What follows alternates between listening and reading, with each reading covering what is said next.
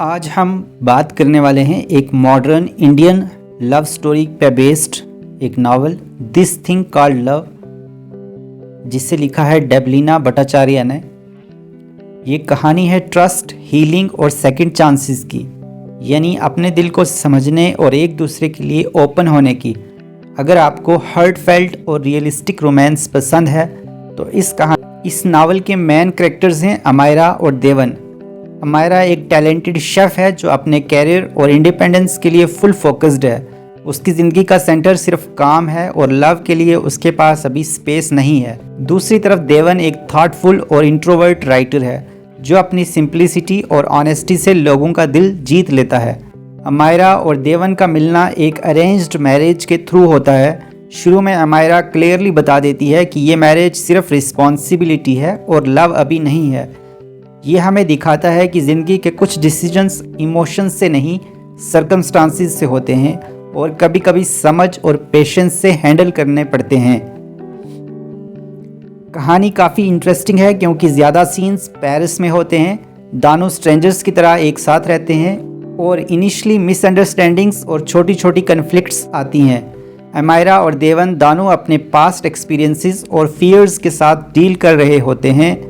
अमायरा का फियर है कि लव के साथ रिस्पॉन्सिबिलिटी और कंप्रोमाइज़ कैसे मैनेज करेगी, वहीं देवन का स्ट्रगल है अपनी फीलिंग्स एक्सप्रेस करने का। ये पार्ट हमें दिखाता है कि रिलेशनशिप्स नेचुरली इजी नहीं होते और हर एक इंसान के अपने हेजिटेशंस और इनसिक्योरिटीज़ होती हैं। जैसे जैसे स्टोरी आगे बढ़ती है हम देखते हैं कि छोटी छोटी बातें उनके रिलेशनशिप को स्ट्रॉन्ग कर रही होती हैं। अमायरा और देवन के छोटे मोमेंट्स, कुकिंग साथ में, पेरिस की गलियों में वॉक्स और एक दूसरे की थॉट्स और ड्रीम्स को शेयर करना, यही मोमेंट्स उनके कनेक्शन को डीपन करते हैं। ये दिखाता है कि रियल लव में फैंसी जेस्चर्स या ओवर द टॉप रोमांस नहीं, बल्कि अंडरस्टैंडिंग, पेशेंस और छोटी छोटी केयरिंग बातें ही सबसे ज़्यादा मैटर करती हैं। कहानी में कभी कभी मिसअंडरस्टैंडिंग्स और आर्ग्यूमेंट्स भी आते हैं, जैसे कि अमायरा और देवन के पास्ट और इनसिक्योरिटीज़ उनके बीच एक दीवार क्रिएट करती है, लेकिन धीरे धीरे दोनों एक दूसरे को समझने लगते हैं। अमायरा अपने इमोशनल वॉल्स को तोड़ती हैं और देवन अपनी फीलिंग्स ओपनली एक्सप्रेस करना सीखता है। ये पार्ट हमें दिखाता है कि लव में पेशेंस और कम्युनिकेशन कितना ज़रूरी है और कैसे इमोशनल ग्रोथ के बिना स्ट्रॉन्ग रिलेशनशिप पॉसिबल नहीं। बुक के मेन थीम्स हैं ट्रस्ट, यानी हर रिलेशनशिप का फाउंडेशन ट्रस्ट पे होता है। दूसरा है हीलिंग, अपने पास्ट वाउंड्स और इनसिक्योरिटीज़ को समझना और हील करना ज़रूरी है। तीसरा है सेकंड चांस, कभी कभी ज़िंदगी हमें दूसरे मौके देती है अपनी हैप्पीनेस और लव के लिए।